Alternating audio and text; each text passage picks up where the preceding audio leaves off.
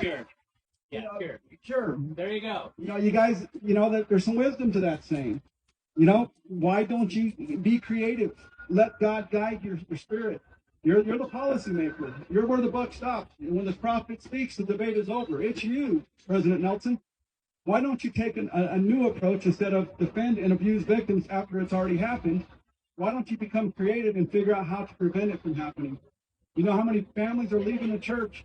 I would still be in the church if you had done that. But your liability concerns after it happens, that I was told that too.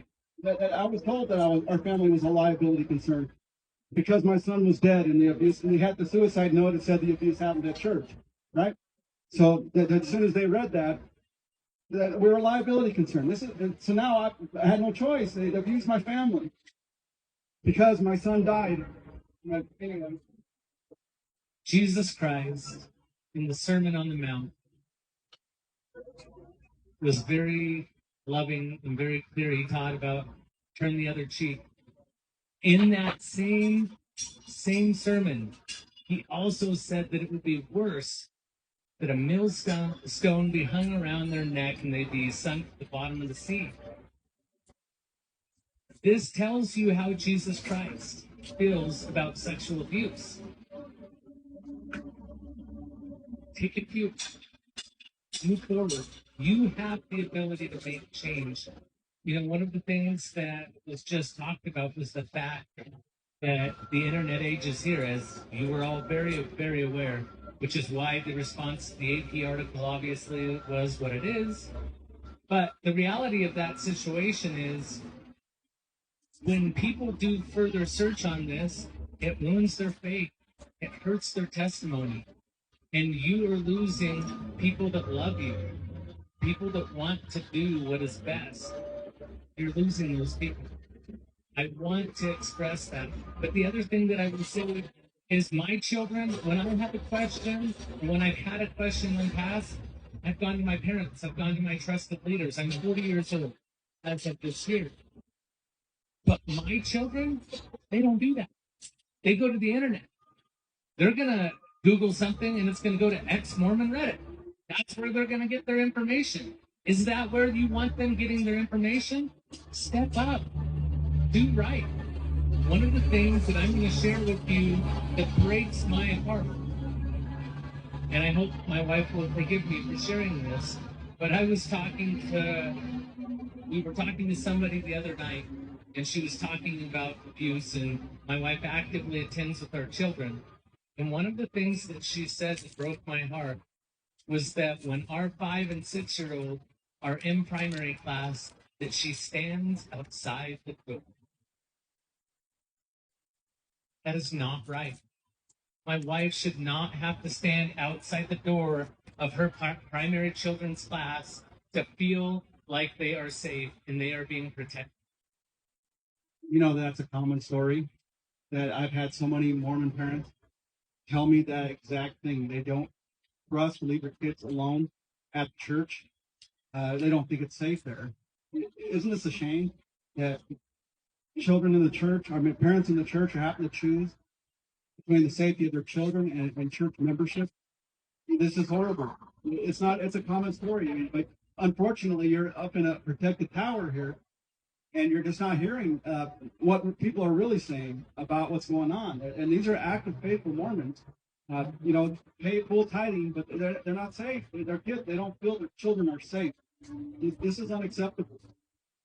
Something that's even worse is when you come after these victims, because for liability concerns, we know what it is.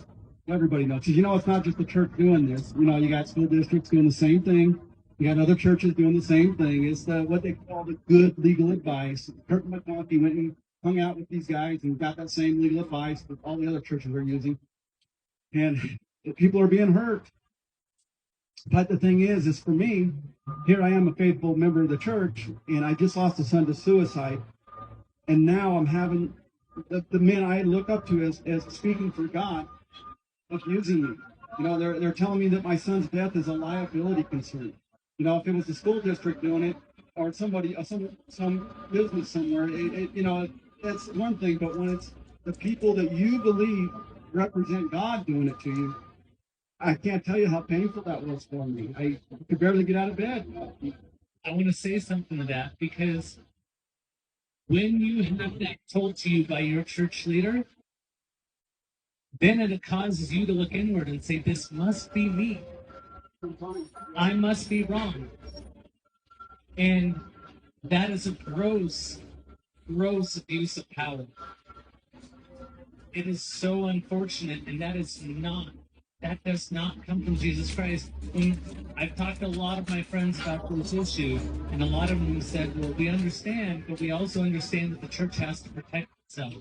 That it is an institution, and all institutions do this. And my response to that is not all institutions are proclaimed to be run by Jesus Christ. Jesus Christ is not the head of Boy Scouts of America.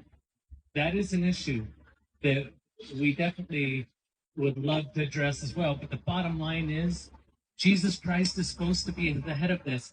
And Jesus Christ doesn't care about money.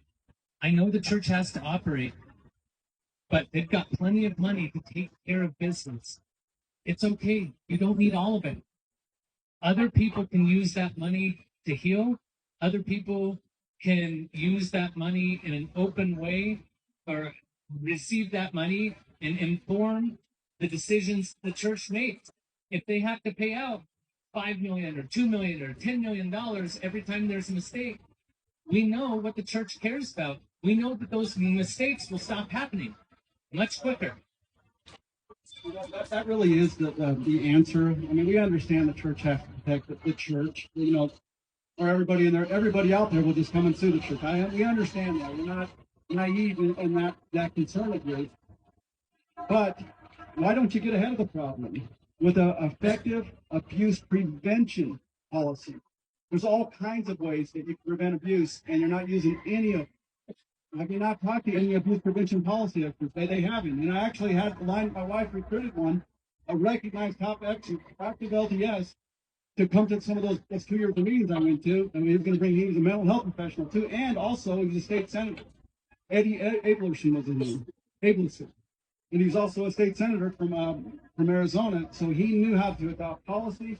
He understood the abuse prevention policy because the state of Nevada governor had him lead the abuse prevention policy in Nevada. But he was also an active member of the church.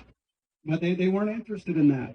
Why are you not letting experts sit at the table with your church attorneys? Come on, President Nelson. Why are you not letting other experts sit at the table when you're crafting abuse prevention policy? And I'd like to see a mental health professional there too. Why are they not given a seat for free? He said he'll do it for free.